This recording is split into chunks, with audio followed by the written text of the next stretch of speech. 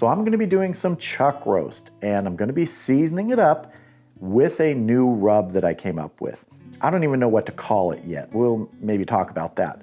But we're gonna be smoking that up tomorrow out on the grill. Today I'm gonna get the rub ready, get it seasoned so it has overnight to sort of absorb these flavors.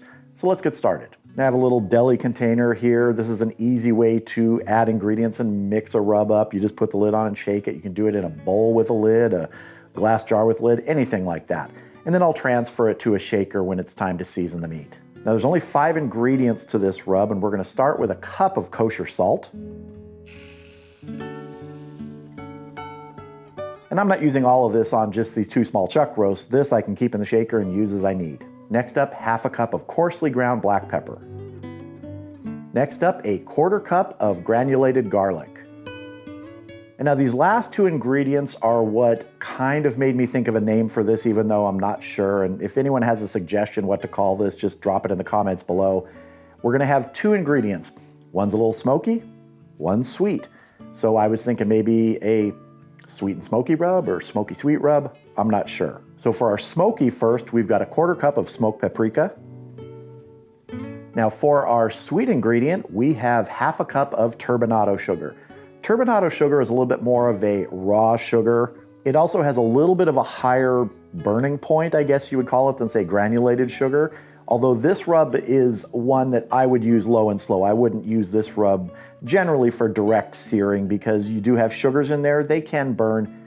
It doesn't really matter if you're doing a quick sear, but if you're doing anything long, I would keep this to just low and slow. So this is a half a cup of turbinado sugar. Now we put our lid on and shake.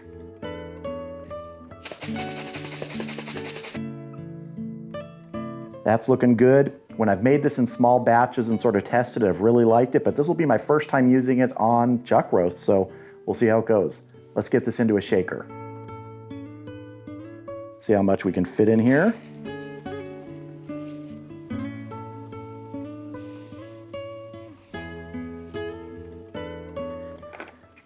That's a good amount. I'll just keep the rest in that deli container and refill this as necessary. But now, let's get our chuck roasts out here and season them up. So I have 2 chuck roasts here. Together, they're about 4 3/4 pounds. So this one's a little larger, this one's a little smaller. I'm guessing this one's about maybe 2 1/4, and this makes up the rest, about 2 1/2. I've got decent surface moisture. I'm not gonna use a binder here, so let's go ahead and get them seasoned up.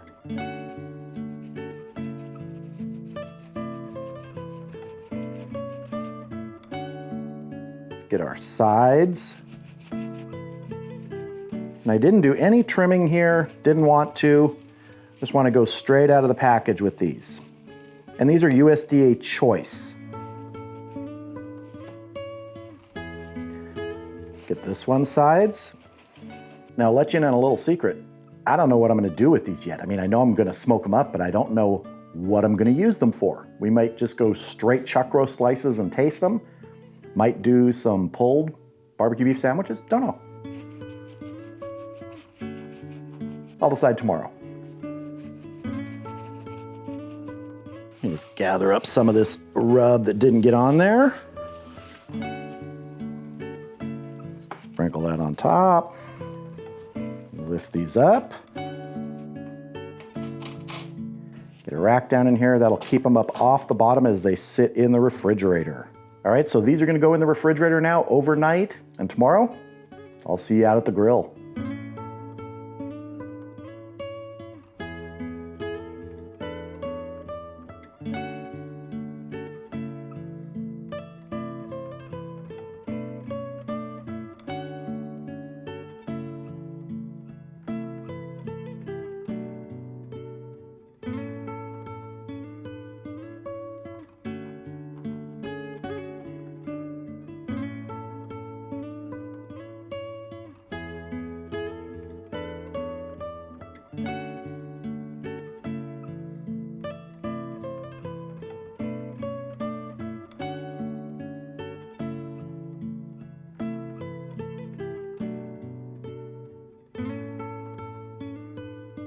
All right, the Hunsaker Vortex drum smoker's up to temp.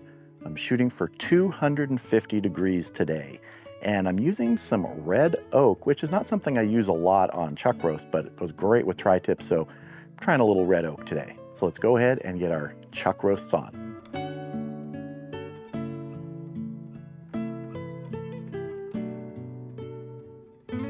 I have a foil pan in there with some water for some moisture in the chamber today. So let's get this closed up, get smoking, and we'll check it in 2 hours.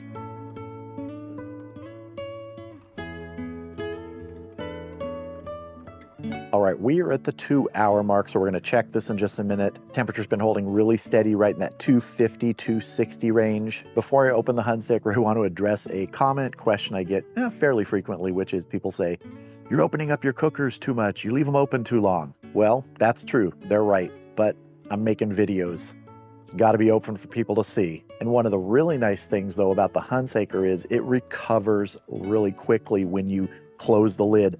Really only minor adjustments to the vents will bring it back in line to temperature. Other than a pellet grill, it really is the best set it and forget it cooker I've got. It will hold rock steady once it's dialed in for 8 hours, 10 hours. So let's go ahead and check our chuck roast, see if we need a spritz.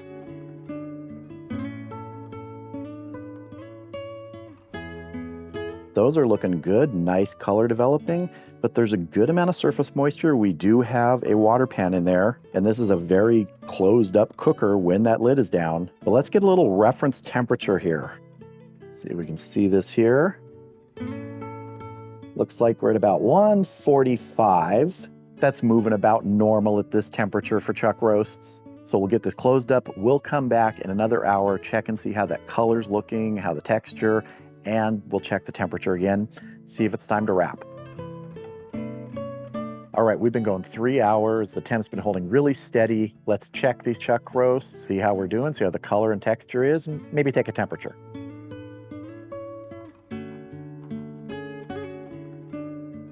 Definitely don't need to spritz a lot of moisture in there, looking good. Let's take a quick temp here, just like we did in about the same spot. And about 154, 155. That's looking good to me. Let's go ahead and wrap these in some foil. Get our small chucky out of here first. Close our lid back. And I'm gonna double wrap this. And get a very tight seal here.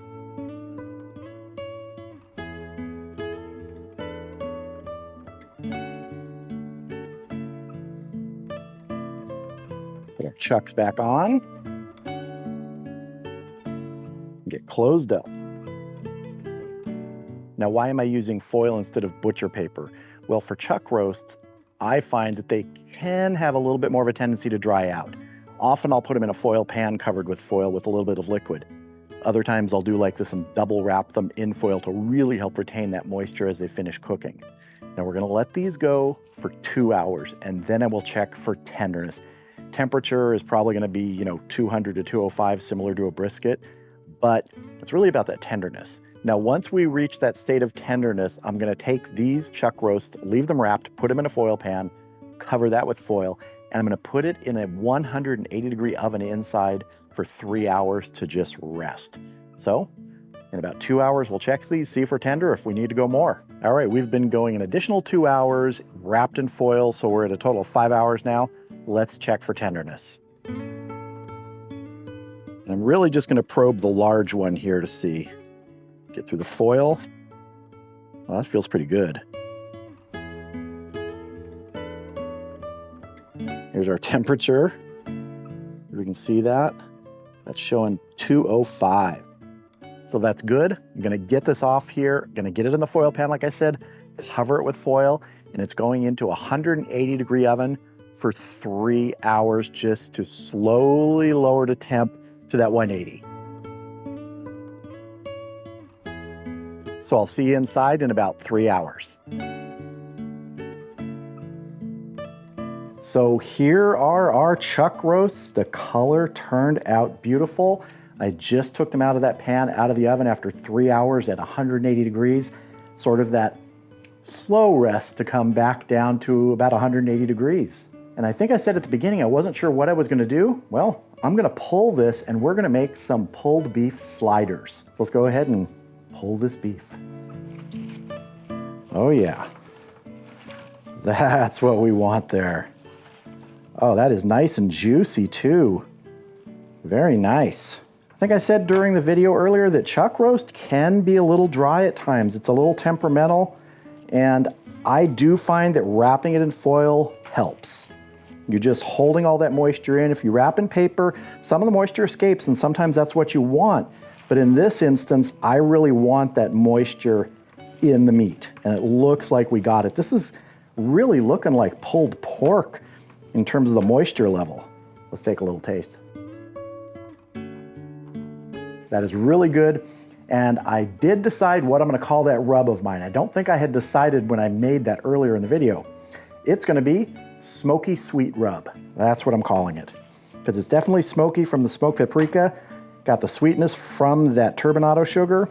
Really like it, and it tastes great on this. Okay, I'm gonna add some barbecue sauce to this. You don't have to, but I'm gonna make this like a barbecue beef sandwich with pulled beef. What I'm using is a rib rack hatch chili sauce. I've used it on some other things. It's really good. It's not only for pork products, hence the name rib rack. It's great on beef. We're just gonna pour some in here.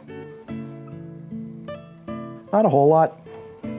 We can put some more on the little sliders when we make them, but this will just be enough for this. All right, that's looking good. Let's build some of these pulled barbecue beef sliders made from this great chuck roast. Now, with our pulled beef sliders today, we're gonna be having some pickles we're gonna put on top, maybe a little more sauce like I mentioned, but we're also gonna do a little bit of a slaw that we're gonna put on the bottom bun. I've got toasted slider buns that I just pulled out of the toaster oven. So what we've got here is, I don't know, maybe a cup or so of chopped up red cabbage and a cup or so of little carrot slivers. To this, we're gonna add about 2 tablespoons of apple cider vinegar and a tablespoon or 2 of that same barbecue sauce, that rib rack hatch chili barbecue sauce. This is such a simple way to make a little slaw in that barbecue flavor profile. Let's get in here and mix everybody up. Get the nice tang of that vinegar, the sweetness and the barbecuiness of the barbecue sauce. Also, it's a nice textural thing we're adding here. A little bit of crunch, and it looks nice too. All right, let's get our buns out here. So here are the toasted slider buns. You can see we got a nice little toast on them. Let me move the lids out of the way here. We're gonna start with a little slaw on the bottom here. Don't worry if it gets a little messy, that's fine. You can put any kind of coleslaw you want on here, or none at all. I just really like this addition of some texture, some flavor, and some color. I just love these colors together. That purple of the red cabbage, which I know some people say is called purple cabbage, but whenever I buy it, it's called red cabbage in the store, so it's always been red cabbage to me. But honestly, yeah, it is purple. Now some of our pulled beef here. Don't be afraid to pile it high. These are sliders. They're not as wide as hamburgers, so you gotta go for the height here. Make them filling. My mouth is seriously watering here. I am hungry for these. I mean, that's an 8-hour cooking process today? You really want the end result to be worth it, and boy, these sure do look worth it. Keep piling. We don't need a building permit. And now for just a touch more barbecue sauce on these.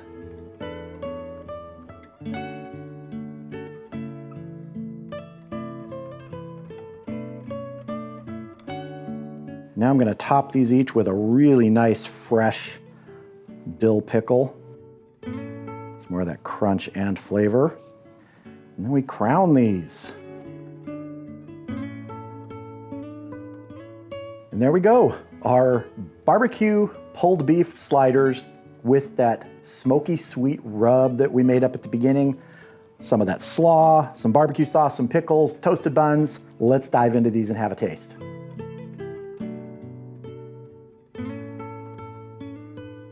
All right, I pulled a few sliders out here to have a taste. I'll probably eat maybe 2 or 3, not all on camera.